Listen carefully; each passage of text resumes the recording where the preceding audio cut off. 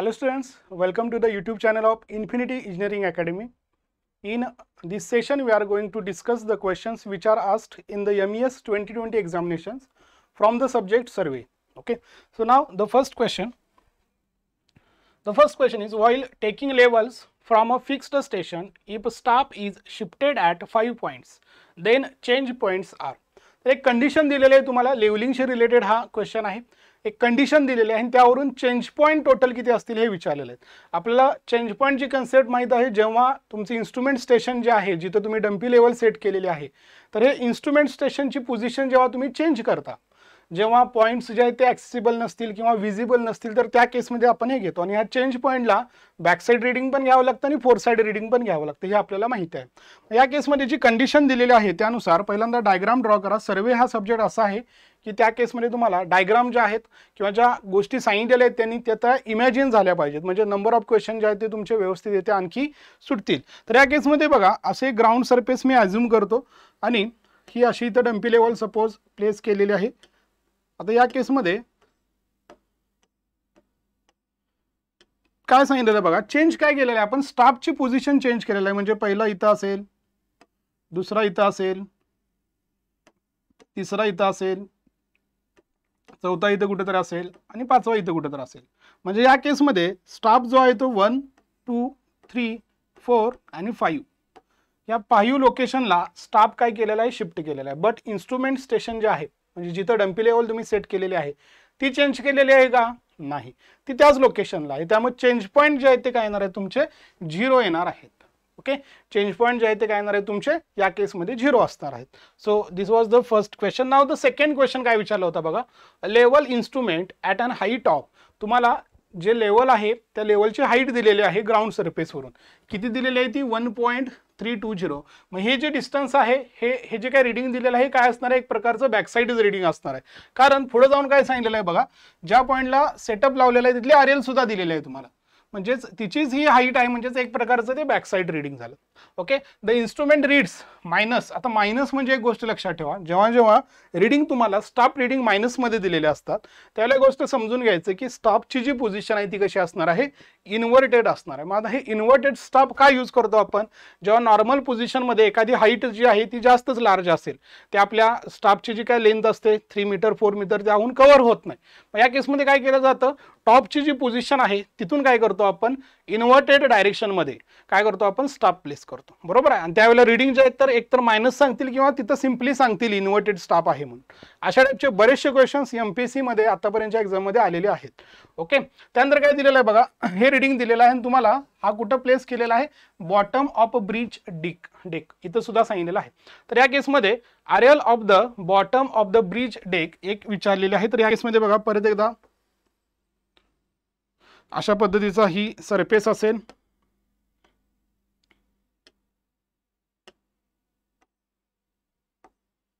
तर ज्यांच्या कन्सेप्ट अगदीच क्लिअर आहे, डायग्राम वगैरे सुद्धा ड्रॉ करायची गरज नाही. बट तुम्ही सुरुवात करत अभ्यासाला सपोज, तर त्या केसमध्ये तुम्ही पहिल्यांदा स्टेप वाईज थोडीशी प्रॅक्टिस करा आणि मग शॉर्टकट किंवा ज्या काही ट्रिक आहेत ते यूज केला तरी चालेल. पण हे अशा पद्धतीनं दिलेलं आहे तुम्हाला. इथली जी हाईट आहे ही हाईट तुम्हाला दिलेली आहे, किती दिलेली आहे, 1.320 मीटर दिलेली आहे. त्यानंतर इथली जी RL आहे ती सुद्धा दिलेली आहे तुम्हाला 115.385 मीटर. आणि तुमचा जो स्टाफ आहे तो इथं कुठं तर ब्रिज आहे सपोज, आणि ह्या ब्रिजची बॉटम वरून हा असा इन्व्हर्टेड डायरेक्शनमध्ये हा स्टाफ दिलेला आहे. आणि ही जी काय हॉरिझॉन्टल ॲक्सिस आहे इथं कुठंतरी त्याला हे रिडिंग घेत आहे. तर हे दिलेलं आहे तुम्हाला 2.835 मीटर. मग आता बघा अगदी सिंपल आहे, डायग्रामवरून जरी गेलात तरी हे 115 आहे इथं, यामधून इथंपर्यंत येण्यासाठी हे तुम्हाला त्यामध्ये ॲड करावे लागतील आणि परत इथून इथंपर्यंत जाण्यासाठी परत तुम्हाला हेही डिस्टन्स ॲड करावं लागेल. म्हणजेच 115.385 प्लस काय करावं लागेल बघा, 1.320 प्लस काय करावं लागेल बघा, 2.835. यात सगळ्याचे ॲडिशन करावे लागेल. आता हे डिटेल करत बसायची गरज नाही, ऑप्शन्स बघायचे, ऑप्शनमध्ये व्हेरिएशन आहे त्यामुळे डिटेल कॅल्क्युलेशन करायची गरज नाही. इथं बघा हा 336 येईल, म्हणजे हे 116.6 काहीतरी येईल, त्यामध्ये 2.8 म्हणजे 119 पॉईंट समथिंग काहीतरी येईल, म्हणजेच ऑप्शन काय येईल तुमचा, ऑप्शन C. तर हे डिटेल सॉल्व्ह करायची गरज नाही. अशा पद्धतीच्या शॉर्टकट्स किंवा अशा टाईपचे ट्रिक्स तुम्ही यूज करू शकता टाइम सेव्ह करण्यासाठी. ओके, कारण हे सगळं तुम्हाला विदाऊट कॅल्क्युलेटर करायचं आहे, विदाऊट कॅल्क्युलेटर सगळं करायचं आहे. ओके, तर अशा पद्धतीने हे आन्सर येऊन जाईल तुमचा ऑप्शन सी. क्वेश्चन नंबर 3 बघा, अ रिव्हर्स कर्व कन्सिस्ट ऑफ. तर आपल्याला माहिती आहे कर्व दोन टाईपचे मेनली असतात, एक असतात हॉरिझॉन्टल आणि एक असतात तुमचे व्हर्टिकल. मग हॉरिझॉन्टल मध्ये परत क्लासिफिकेशन येतं तुमचं, सिंपल सर्क्युलर कर्व असेल, त्यानंतर तुमचा कंपाऊंड कर्व असेल, त्यानंतर तुमचा रिव्हर्स असेल, ट्रान्झिशन असेल, कंबाईन असेल, असे बरेचसे टाइप्स येतात हॉरिझॉन्टलमध्ये. आणि व्हर्टिकलमध्ये जे आहे ते समिट कर्व एक असतो आणि सॅक कर्व एक असतो. बरोबर आहे. तर हा जो क्वेश्चन आहे हॉरिझॉन्टलमध्ये रिव्हर्स कर्वशी रिलेटेड हा क्वेश्चन तुम्हाला विचारलेला आहे. तर या केसमध्ये बघा अगदी सिंपल आहे, ज्यांना डेफिनेशन माहीत आहेत, ज्यांना वेगवेगळ्या टर्मच्या डेफिनेशन माहीत आहे, त्यावेळेला हे लगेच ऑप्शन 4 जो आहे तो सिलेक्ट कराल. बरोबर आहे. पण याच्या मागची थोडीशी तुम्ही जेव्हा प्रॅक्टिस करत आहात त्यावेळेला सगळे पॉईंट्स कन्सिडर करायचे. तर पहिला जो दिलेला आहे बघा, single curve of a circle connecting two straight line, म्हणजेच एकच कर्व आहे तुमचा असा, म्हणजे तुमची जी रेडियस आहे ती सगळ्या ठिकाणी जरी चेक केला तरी सेम येत आहे, सगळ्या ठिकाणी जरी चेक केला तरी सेम येत आहे. तर अशा टाईपमध्ये त्याला म्हणतो आपण सिंपल कर्व. त्याला काय म्हणतो आपण? Simple curve. Two arcs of different radius bending in the same direction. आता बघा दोन वेगवेगळ्या असे आर्क, तुम्हाला दुसरी आणखी एक कंडिशन सांगतो की दोन वेगवेगळे तुमचे आर्क आहेत, एक रेडियस जी आहे ती अशी आहे, ही R1 आहे, आणि दुसरी जी आहे ती इथं आहे, सेमच डायरेक्शन मध्ये पण रेडियस चेंज झालेली आहे. रेडियस जी आहे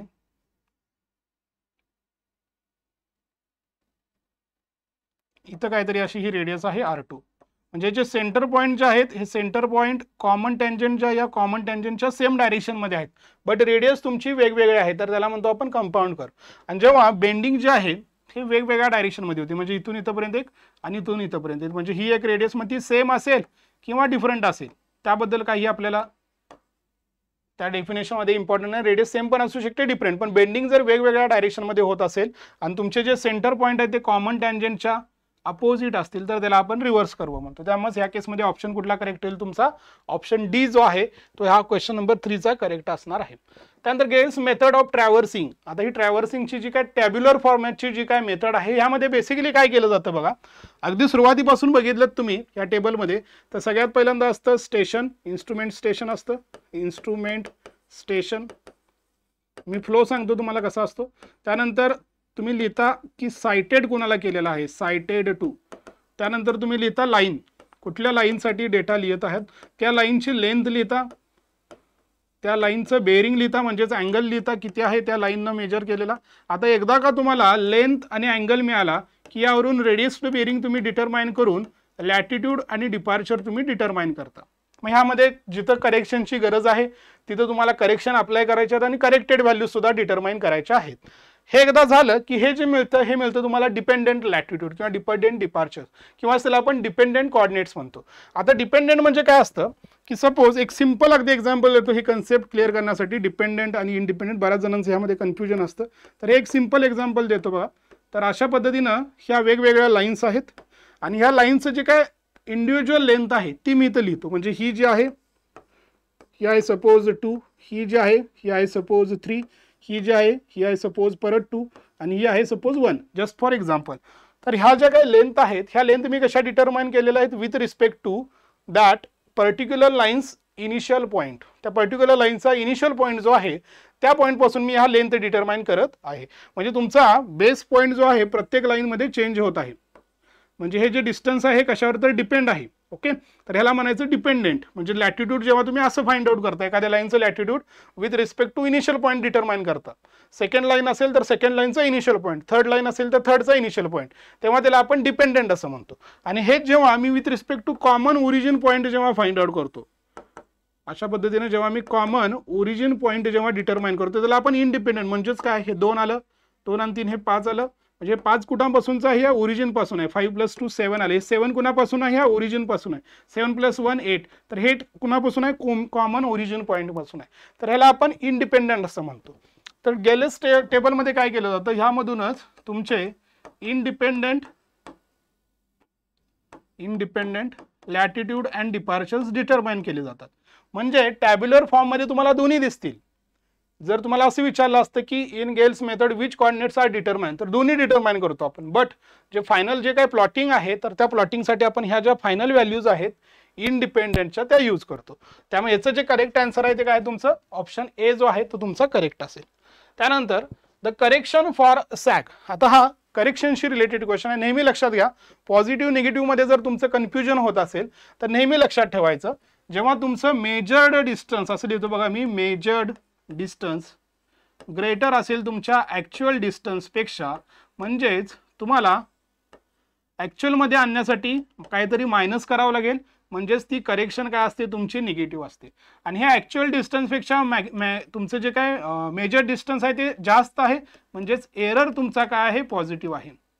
एरर पॉझिटिव्ह आहे, करेक्शन निगेटिव्ह आहे कधी मेजर डिस्टन्स जर जास्त असेल तर.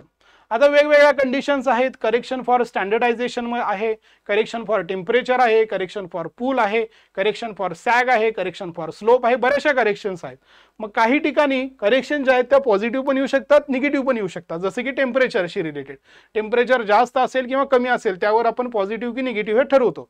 बट काही ठिकाणी अशा आहेत, काही कंडिशन्स अशा आहेत की त्याच्या ज्या काही साईन आहेत त्या फिक्स आहेत. जसं की तुमची ही सॅग असेल, सॅग मध्ये काय करतो बघा आपण, जेव्हा ग्राउंडवर मेजर करणं पॉसिबल नसेल आपल्याला डिस्टन्स, तर त्या केसमध्ये काय करतो, अशा आपण एक 2 सपोर्ट देतो आणि ह्या 2 सपोर्टवर काय करतो आपण, हा टेप जो आहे तो अटॅच करतो. ह्या टेपचं काय तर सेल्फ वेट असतं, ते ॲज अ युडिएल म्हणून ऍक्ट होऊ शकतं आणि तुमचा हा जो आहे अशा पद्धतीनं सॅगिंग होऊ शकतं. तर आपल्याला माहित आहे, जर ही जर आपण डायग्राम बघितली तर ही आली तुमची कॉर्ड आणि हा तुमचा तयार झाला आर्क. तर हा आर्कचं जे डिस्टन्स आहे नक्कीच कॉर्डपेक्षा जास्त आहे. मग ॲक्च्युअली डिस्टन्स असायला पाहिजे होतं हे, पण आपल्याला सांगत काय आहे हे, म्हणजेच मेजर डिस्टन्स जे आहे ते या केसमध्ये काय झालं, ॲक्च्युअल डिस्टन्सपेक्षा जास्त आलं. म्हणजेच तुमची करेक्शन जी आहे ती नेहमीच काय असणार आहे, निगेटिव्ह असणार आहे. Okay, so here correction is always subtractive. हे जर तुम्हाला एरर विचारलं असतं तर एरर इज ऑलवेज पॉझिटिव्ह आलं असतं ह्या कंडिशनमध्ये. पण इथं आता सहजा करेक्शनच विचारतात, so option B will be correct. Match list 1 with list 2. तुम्हाला लिस्ट 1 मध्ये काही पर्टिक्युलर केसेस दिलेले आहेत आणि त्याच्याशी रिलेटेड कॅरेक्टरिस्टिक्स तुम्हाला लिस्ट 2 मध्ये दिलेले आहे. तर या केसमध्ये बघा कंटुरिंगशी रिलेटेड हा प्रॉब्लेम आहे. तर यामध्ये व्हर्टिकल क्लिप आहे, स्टीप स्लोप आहे, हिल आहे, ओव्हर हँगिंग क्लिप आहे. तर याचा एक जनरली मी डायग्राम ड्रॉ करतो. तर व्हर्टिकल क्लिप जर असेल तर हे अशा पद्धतीचं क्लिप म्हणजे काय, सिम्पली उंच कडा जो आहे तो आमचा व्हर्टिकल क्लिप येईल. हा असा व्हर्टिकल क्लिप असतो. हे जर सपोज असं काहीतरी असेल, ओव्हर हँगिंग असंच काहीतरी असेल तुमचं, हे तुम्ही बऱ्याचशा मूव्हीजमध्ये किंवा स्वतःही कुठेतरी प्रॅक्टिकली बघितलं असेल, तर हे ओव्हर हँग झालेलं आहे. म्हणजे इथला एक RLचा पॉईंट असेल आणि इथला एक R असेल, 2 इलेव्हेशनचे पॉईंट एकाच लोकेशनला दिसत आहेत. त्यानंतर स्टीप स्लोप म्हणजे काय, हा असा स्लोप असेल तुमचा स्टीप स्लोप. ओके, त्यानंतर काय दिलेलं आहे बघा तुम्हाला, हिली म्हणजे हा असा हिली दिलेला आहे. तर अशा ह्या 4 कंडिशन्स दिलेल्या आहेत. तर या केसमध्ये काय होतं, हा जो झोन आहे इथं बघा जे डिस्टन्सेस आहे, हॉरिझॉन्टल डिस्टन्स कमी होत आहे आणि स्टीप स्लोप पूर्णपणे झालेला आहे. म्हणजे इथं काय होतात, तुमच्या ज्या काही लाईन्स आहेत या गोष्टीमुळे युनाइट होतात, म्हणजे जवळजवळ येतात खूपच. इकडं नाही आहे, तिकडे जास्त डिस्टन्सवर असतील, पण ह्या झोनमध्ये काय होतात, त्या युनाइट होण्याचा ट्राय करतात. इथं काय होतं, ह्या पॉईंट आणि हे पॉईंट अशा 2 ज्या कंटूर लाईन्स आहेत त्या क्रॉस होत आहेत. म्हणजे एक इनिशियल जो आहे तो तुमचा ग्राउंडचा असेल आणि एक तुमचा जो टॉप पोझिशनचा तो एक पॉईंट आहे. असे 2 पॉईंट्स एकाच ठिकाणी आले म्हणल्यावर इलेव्हेशन जे आहेत ते 2 आहेत, म्हणजे कंटूर लाईन्स एकाच पॉईंटमधून तुमचे पास होणार. तर ही एक आहे एक्सेप्शनल केस आहे. इतर ठिकाणी कधीही 2 कंटूर लाईन्स क्रॉस होत नाहीत, याच केसमध्ये फक्त क्रॉस होतात. इथं काय होतं, हे तुमचं 100, 101, 102, 103 खूपच जवळजवळ येतात. त्यामुळे कंटूर लाईन सुद्धा कशा येतात तुमच्या, ह्या अशा क्लोजली स्पेस्ड येतात स्टीपच्या ठिकाणी. आणि इथं काय होतं, हिलला तुमच्या ज्या लाईन्स आहेत त्या अशा क्लोज्ड असतात आणि जे इनर साईड आहे ती हायर आहे. त्यामुळे इथल्या ज्या व्हॅल्यू आहेत त्या हायर असतात आणि इथल्या ज्या व्हॅल्यूज आहेत त्या लोअर असतात. मग आता बघा कुठला सिक्वेन्स तुमचा जो आहे तो करेक्ट असेल. व्हर्टिकल क्लिपला काय येईल, पहिलाच पॉईंट येईल युनाइटशी रिलेटेड. स्टीप स्लोप काय येईल बघा, क्लोजली स्पेस्ड म्हणजेच हा तुमचा 3 येईल. हिल म्हणजे काय बघा, closed contour lines with higher values inside म्हणजे हा 4 येईल. आणि हा जो आहे over hanging contour lines of different elevations cross म्हणजे हा 2 येईल.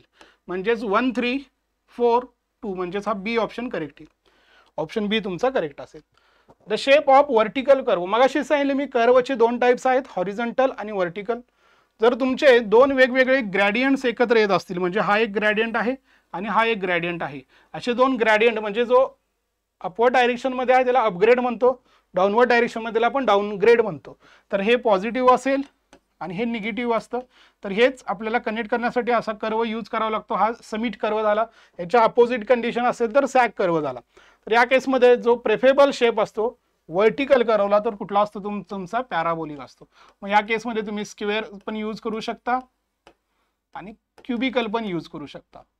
ओके, फक्त आता तुम्हाला पॅराबोलिक म्हणलेलं आहे त्यामुळे ऑप्शन बी जो आहे तो व्हर्टिकल कर्वसाठी तुमचा करेक्ट असणार. स्पायरल जो आहे तो शक्यतो आपण ट्रान्झिशन कर्वसाठी यूज करतो. सर्क्युलर आहे तो शक्यतो आपण हॉरिझॉन्टल साठी यूज करतो. ओके, त्यानंतर if the whole circle bearing of a line is 170 degree 40 minutes the quadrantal bearing is. अगदी सिंपल आहे. जेव्हा तुम्हाला अशा पद्धतीचे क्वेश्चन्स येतात तर सिंपली तुम्हाला हे पहिल्यांदा क्वाड्रंट ड्रॉ करायचं आहे.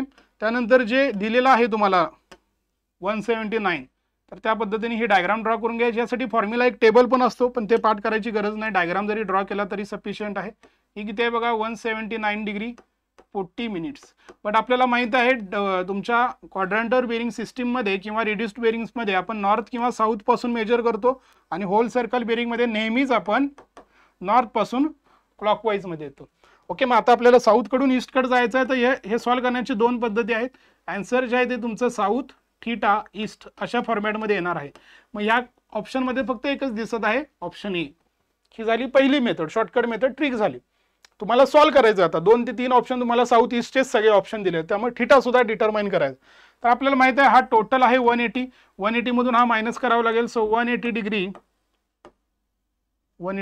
0 मिनिट्स मायनस 179 डिग्री 40 मिनिट. आता हे सॉल्व्ह करण्यासाठी एक तुम्हाला हिंट देतो अशा टाईपच्या सबस्ट्रॅक्शनसाठी. ह्या 180लाच असं लिहायचं 179 डिग्री 60 मिनिट्स असं लिहायचं कारण 60 मिनिट्स म्हणजेच 1 डिग्री असतो तो ह्यामध्ये ॲड होईल.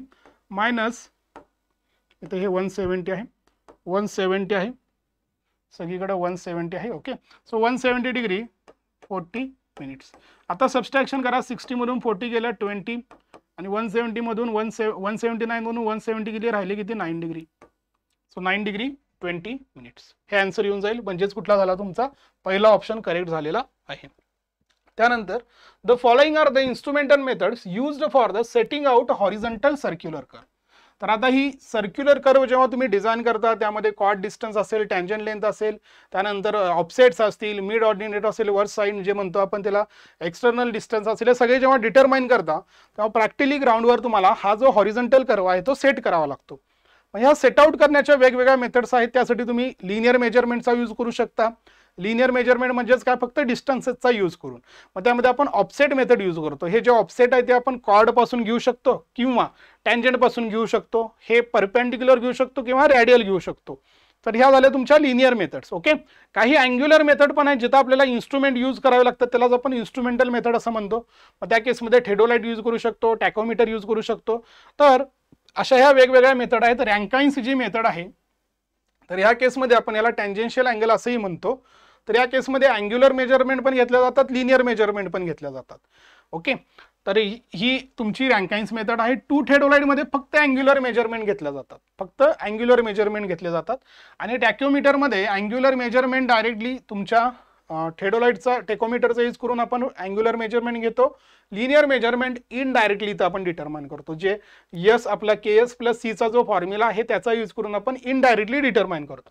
त्यामुळे ही काय येते तुमची लिस्ट ॲक्युरेट येते. ही इनडायरेक्ट मेथड असल्यामुळे लिस्ट येते. ओके, ही जी आहे ही अँग्युलर आणि मोस्ट ॲक्युरेट मेथड आहे कारण लिस्ट काउंट आहे थेडोलाइटचा आणि अँगल आपण मेजर करत आहोत दोन्ही एंडला. त्यामुळे ही मोस्ट ॲक्युरेट येते. आणि ही जी आहे ही मीडियम असेल किंवा मिडलला असेल.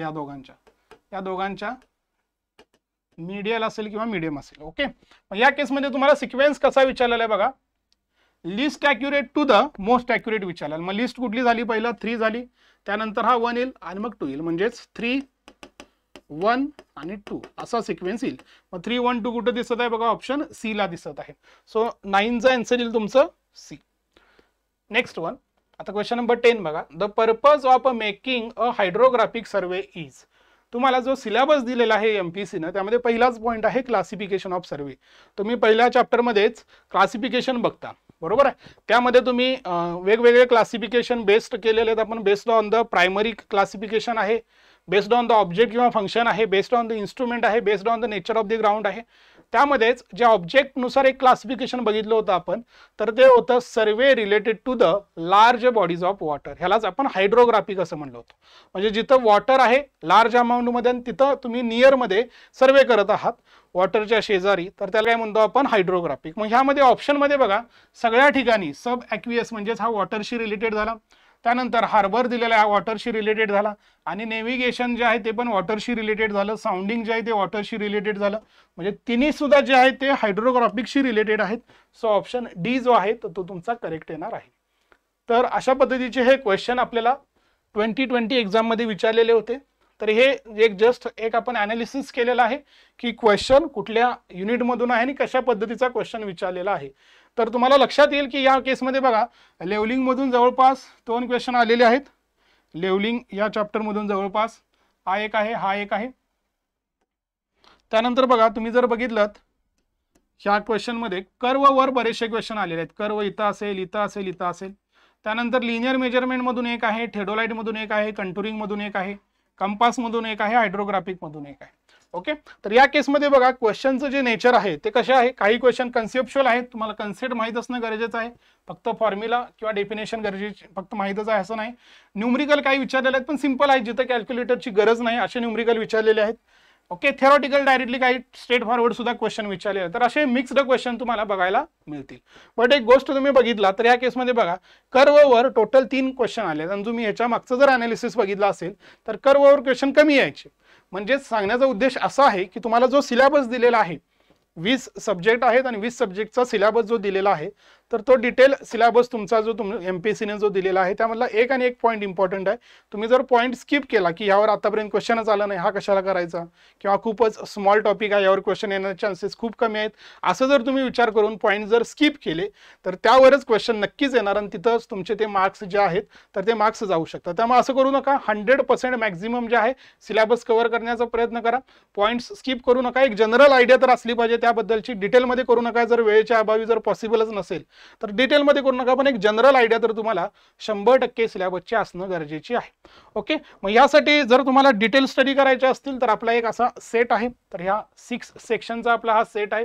हा तुम्ही यूज करू शकता डिटेल स्टडीसाठी. जे अगदीच नवीन विद्यार्थी आहेत तर त्यांनी यामध्ये डिटेल स्टडीसाठी हा तुम्ही यूज करू शकता, किंवा एक कन्सेप्ट तुमच्या अजूनही वीक आहेत, डिटेल स्टडीची गरज आहे तर हा सेट यूज करू शकता.